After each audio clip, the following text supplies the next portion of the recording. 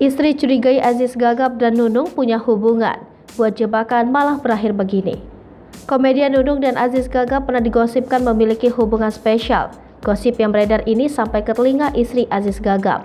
Istri Aziz Gagap pun mencurigai hubungan suaminya dengan Nunung. Bahkan, istri Aziz Gagap pernah menjebak suaminya dengan Nunung di balik panggung. Hal tersebut pun diungkapkan Nunung ketika menjadi bintang tamu dalam acara yang dipandu Raffi Ahmad, Irfan Hakim, dan Po Alpa.